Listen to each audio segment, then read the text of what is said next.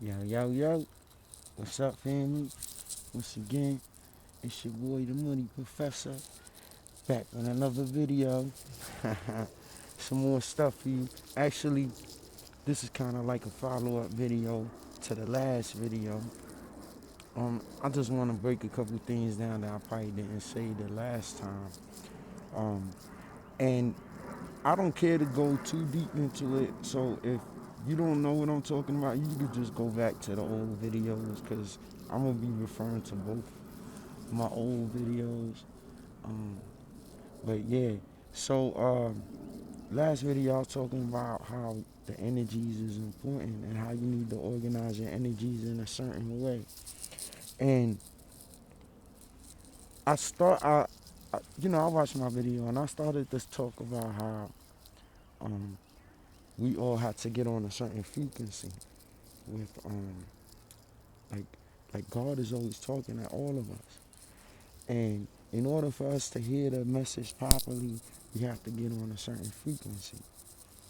And the way we get on that frequency is by organizing our energies in a certain way to match the frequency. Once we do that, we could have like a straight type like dialogue with God, like where God would be like directly speaking to us.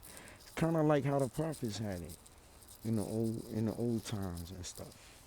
And with that, we would have a certain guidance with that. With God, He ain't gonna steer you wrong. Things might happen bad in your life, but God ain't gonna steer you wrong.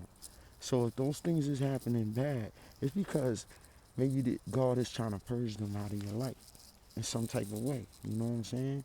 Trust me, I know this. I know this for a fact. I did 6 years and some change in state prison. You know what I'm saying?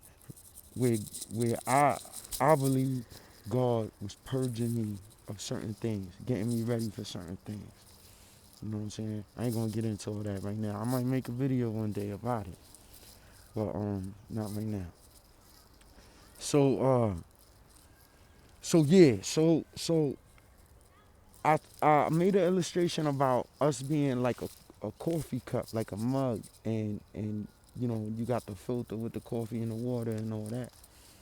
And I said how we store up a certain amount of energy, whether it's as negative or positive. You know what I mean? We store this up within us, and that gets stored actually in our DNA, inside our DNA. So we have the potential to pass that on to our children.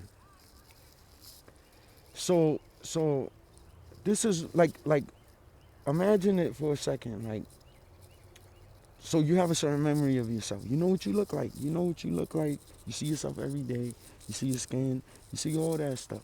So all that stuff gets stored into this like memory database. That's your body, your subconscious. I spoke about this before. So all that stuff gets stored into that, and it goes in your DNA. It goes in your cells, into your blood, into your DNA. When you make a child, you pass that on to the child. You and your partner, y'all both pass on these things that y'all both have from y'all families that y'all pass on. This is all part of like just it's like a memory, it's like a database, you know.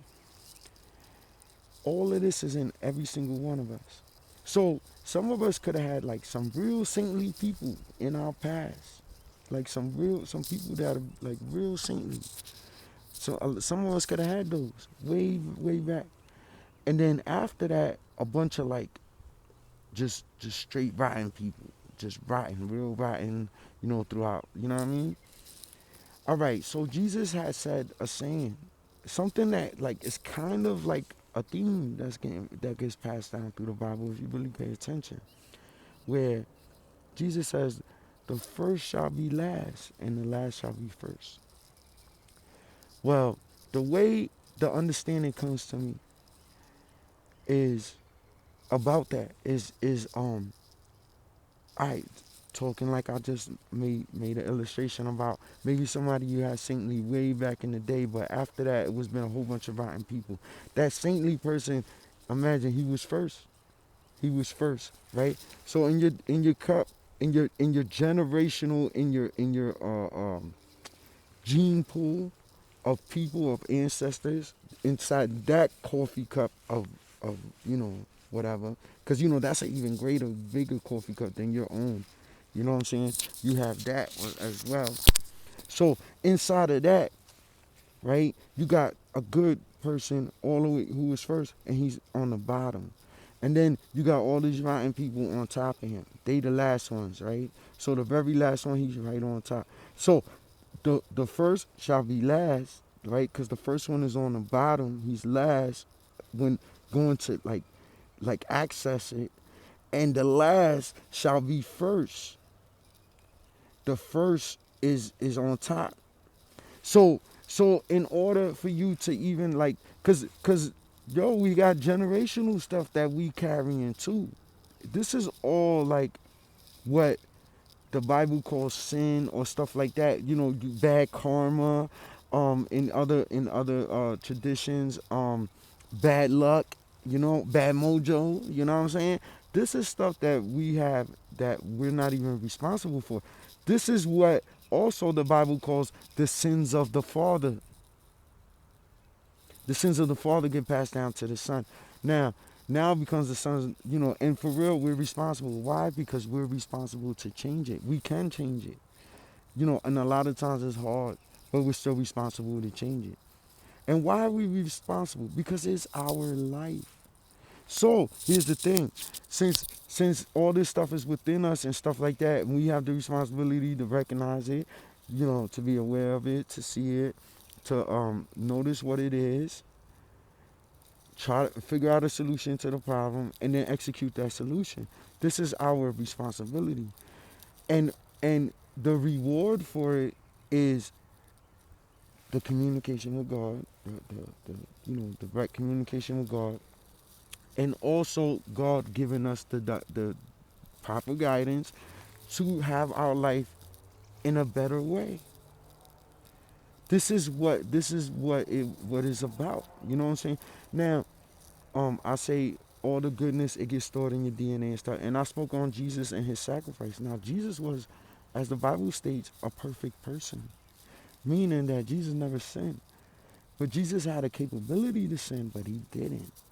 Okay, this is a significant thing because for some reason there's something with that, having an ability to sin but not sinning. There's something deep with that. It's like a great concentration of power in that, of energy, or whatever you want to call it.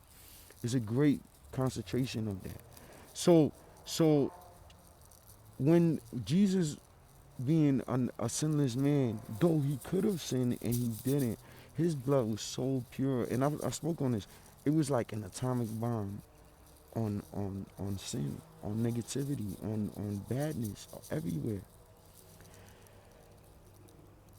This, in a way, Jesus was kind of illustrating this at the Last Supper. At the Last Supper was the first communion, and where Jesus broke the bread and he gave the wine. He said, "Eat, because this is my flesh, and drink, because this is my blood that's about to be shed." On a small scale, and he said, "Do this in remembrance of me." So this is what Christians do all over the world now. You know what I'm saying? This is a common practice, a communion. And Jesus said to do this in remembrance. Now, also, Jesus was right there establishing a certain symbol to be forever, done. This is kind of like the 613 laws of Moses. These are symbols. These are habits, if you will, for people to instill into themselves that is gonna, like, either consciously or subconsciously, is going to like prepare you in a certain way, right? So Jesus basically was showing and telling us, like, listen, I'm pure. I'm pure. I also spoke about DNA and how sometimes we get freaked out because we don't know who a stranger's DNA is like. or whatever. So DNA freaks us out. All types of DNA freaks us out. Even family members, because we know certain family members, they're not so good or they rotten. And it's not a conscious thing, it's more of a subconscious thing. So this is why DNA freaks us out. Jesus being the perfect person, he was saying, listen, you can trust me. You can take my word for it. Because I will not steer you wrong. He actually said something like that in the Bible. Like, I will not steer you wrong. Drink my blood. Eat my flesh. Take in my DNA. By doing that, you're taking me into you. We're blending symbolically. Symbolically, he was teaching us something that by accepting him and accepting his teaching, we were blending ourselves with him, with his consciousness, who he is, the God in him. We're blending ourselves with that DNA. This DNA is going into our body. We're consuming it, we're digesting it, and it becomes a part of us. This is done symbolically, and then later on is in a certain type of way too, because his blood and his mind you, his blood and his flesh is so pure that once it enters into us, once it becomes a part of us, it eliminates all the bad that was there. It takes out all the coffee out of our filter. The only thing is, we got to stop putting coffee after we accept that. You understand? This is why with being blessed. Listen, most religions have a purification ritual that they do. Christians have baptism. It's done in water. It's a symbolic gesture to show that I'm cleaning myself. It's symbolic, but in a way, it's supposed to be internalized. You know, that thought, that idea is supposed to be internalized into your heart, into your mind, into your soul. It's supposed to be internalized, and you're doing it in physically to show what's happening, supposed to be happening internally, where nobody could see. That's what that's all about spiritually. All that stuff, like it, you're showing a physical a rendition of what's happening spiritually.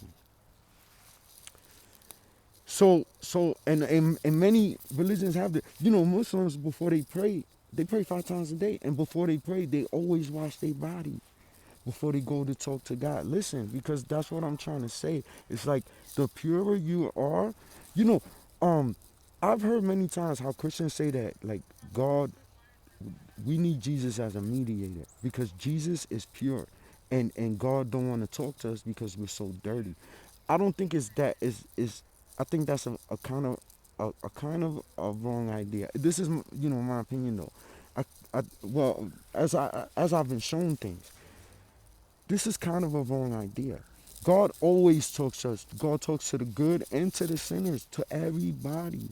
The thing is, everybody can't hear God the way we're supposed to hear God. So you have to clean yourself in order to get to that right frequency to hear God in the right way. Otherwise, you're going to hear a message that is not really what you're supposed to be hearing. You understand what I'm saying? So that's what the importance of all that is. Importance of baptism, importance of communion. These are all symbols in order to train your mind, to train your soul, your spirit, your body, everything in a way to be accepting of God. Like to accept God, because God is there. God is there. It's like you ain't gotta look for God. He's already there. He's already there. But you have to accept it. You have to accept it. And that's what it means to accept Jesus and to accept, and all that. And this is what it means to, like when you accept him and you ingest him and you bring him into yourself as the mediator. He's breaking that veil, how they used to talk or whatever. He's breaking that veil where where things were a little fuzzy before for you. Now you see clear. I was blind, but now I see. You know what I'm saying? This is what it's all about. That's how it goes. So Jesus' sacrifice is real. So by the grace of God, we have the sacrifice of Jesus. But Our actions also train us in a way to get ready. It's like a fighter, right? If you're a fighter, you don't just jump in the ring. You have to train, and it's vigorous. The training is vigorous. It's very hard. This is not average person can do things that a professional boxer could do. You can't just go in the ring and do that stuff. There's no way, no how. You'll get knocked out in the first few seconds. You know what I'm saying? These men fight for a very long time. You really don't dig it. There's vigorous training involved. This is what religion is. Religion is a discipline. It's a way to get you in a habit. Think about discipline. These are habits these are disciplines that form habits that form a way of life for you to walk in so that you will be most beneficial. Discipline, the word discipline. Have you ever thought about the fact that the word discipline is the root word in disciple? Disciple, discipline. All right? Discipline is the root word. So Jesus had disciples. Well, he had people who he was teaching a discipline to so that they could gain habits, so that they would be saved. That's what that was. So, so pretty much, when they say sin equals death, so you letting all this negativity into yourself, into your coffee cup, into your, you know what I'm saying, which is all sin, so to speak. You're letting it all into your cup. Sooner or later, it's gonna cause situations where eventually would lead down to your death. I mean, at least our deterioration now. The fact that we have a stain filter, listen, we have certain possibilities and within ourselves. And this is what faith and belief and all that, why it's so important in religion, because if you have a certain faith, you have a certain belief, impossible things can happen. That's kind of like the cheat code like I was talking about. It's the cheat code. You know what I'm saying? So, and I was talking probably about that in a different video. So if I didn't mention that now, you're like, what do you mean cheat code? Well, the cheat code, that is the cheat code. So once you organize yourself in a certain way, now you could cheat in the game. Now you could bypass certain things. Certain things won't apply to you. You know what I'm saying? Or it won't apply to you on that level because you're using a different level of understanding, so to speak. You know what I'm saying? It's like you could go around it. You know what I mean? So this is how Jesus is able to heal people. This is how Jesus is able to clean people's filter, just like that. You know what I'm saying? Whereas for us, it'll take a very long time. We have to reprogram ourselves in a certain way to be able to be these type of people. And that's what belief and faith and all that stuff is about. That's why it's so important for you to have belief. Because without belief, it starts with the belief. Jesus said that with the faith of a mustard seed. Like, I don't know if people understand, right? Really what that means, because like a mustard seed, it starts off extremely small and then it grows into a great big plant that's the size of a tree. This is a plant and it's a small seed and it grows into the size of a tree, right? So, well, imagine that. Jesus is saying, listen, all you have to do is start with just a little bit of faith. Because that little bit of faith would lead in a direction where that little bit of faith starts to snowball into a greater faith and a bigger faith, right? What I was saying about the coffee in your cup, right? So you have a certain amount of faith, and as it gets bigger and stronger and bigger and stronger, it's attracting more and more and more like positive stuff into your life. So it's getting bigger and bigger, and there's more attracting, so it gets bigger, and boom, boom, boom, boom. So same way, negativity can enter into your body, right? Like through promiscuous sex. You're having sex with people who are negative and all this stuff. Well, their negativity is entering into your body through the act of sex, like through the fluids and all that stuff. All that stuff enters into your body through those times. This is why it's considered sin, because if you don't know the people you're sleeping with, you're potentially taking on a whole bunch of stuff you don't have to take on, which will eventually lead to your demise, right? But vice versa, with the communion, Jesus is so pure. He's saying, take mine my DNA, my stuff into you, because it will, like the bad stuff will cause bad, the good will cause good, and you can't get no more good than Jesus. So that's where all that's about. So I want to get in. That was 20 minutes of me, like an intro. I want to get into the fact.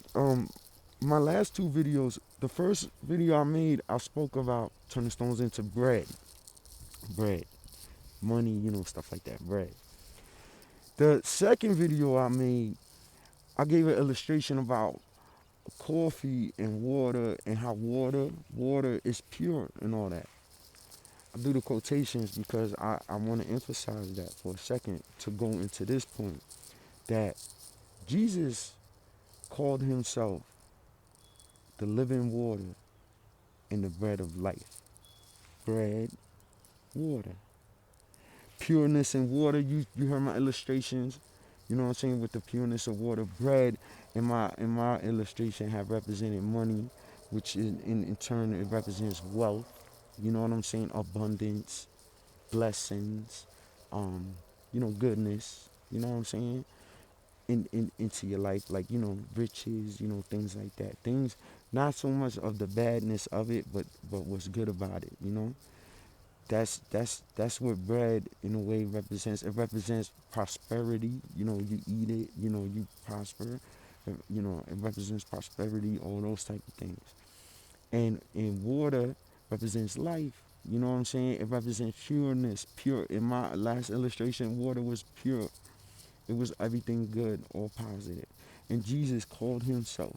Listen, because I didn't even set this up this way.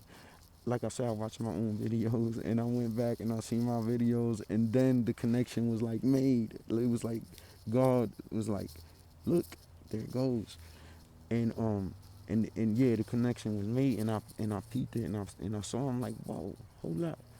Jesus called himself the bread of life, and living water. You know what I'm saying? And I'm talking about bread and water and all this stuff. So, I wanted to bring that up too. Like, so as far, yeah, well, I pretty much touched on it with the communion stuff, but I did want to say that. I did want to bring all that up, and say that, like, yeah, my last two videos tie into this one in a lot of ways, and in that way, where Jesus called himself the bread of life and the living water. These are the good things for us, but we need to go about getting them in the right way. You know what I'm saying? And if you do that, it's not for God. It's for you. It's for you, and God loves you. That He gave you a way. It's like He gave us a cheat code. He gave us a way to get through this. You know what I'm saying? But you gotta listen. And sometimes it don't seem as if that's the best advice, or that's the best you know um you know it's the best course of action for your situation. But God always knows best. You know what I'm saying? God always knows best, even when it seems the worst. God knows best. You know what I mean? The ways of this world is not the ways of God, man. You know what I'm saying? And the funny thing is that if you really sit back to look and realize and think of it, you'll see how the ways of this world is like a trap to keep you, trapped in it, and enslaved into the way it works, into that system. You know what I'm saying? And once you start to break that trap, things will fall apart in your life. That's another thing. Jesus said you have to be reborn in order to, to enter the kingdom or whatever. Well, what does he mean by that? Well, first, you have to understand that you have to kill the self. You have to die. You have to kill the. Okay, I've had problems in my past, right? There's been times I can honestly say, like, I've heard, like, the thought come to me, kill yourself. Like I said, God talks to us all the time, right? But if you're on the wrong frequency, you're gonna hear the wrong stuff. And it's not that what you're hearing is not what you're hearing, because you are hearing what you're hearing, but you're hearing it wrong. You're hearing it wrong. So I hate to speak on it like this for people who are sensitive to this type of thing, but I promise you, I've been there. I promise you, and I'm gonna tell you from my own experience. So I've heard this thought come to me. It's almost like a voice in my mind. Kill yourself, right? And you consider it, you think about it. You know what I'm saying? And I don't know. Maybe this is what happens to those people who go through with it. Maybe they hear that thought and they think about it and they're like, okay, it's a good idea because their life is a mess. There's nothing going right. And I truly believe that's God talking, right? But you're hearing it wrong. So when you hear that, it don't mean to commit suicide, like physical suicide. God is telling you to kill yourself, to kill that idea, to kill that person who thinks that way. Kill that. You can kill that at any time. Like right now, you can make a decision to change. You just killed yourself. And you just was reborn. All in that second. All at the same time. So that's what Jesus means by you need to be reborn to enter into the kingdom of God. All of us need to be reborn. And the funny thing is, we kill ourselves, we die, and we be reborn many times in our life. Many, many, many times. Countless times. All right? Even from a child. From a child, you're dying and being reborn constantly. Because there's things that you see the way the world, that you see it, and then that's broken, and you see the world in another way. And that's broken, and you see the world, and you start, and it's a progression, it's like an evolution. Each time, it's like you're dying and being reborn. Yeah, so a little bit of, food for thought, a little bit of something to touch on, a little bit of something for y'all to think about. I love y'all. Peace and blessing. It's your boy, the Money Professor. I'm out. Peace.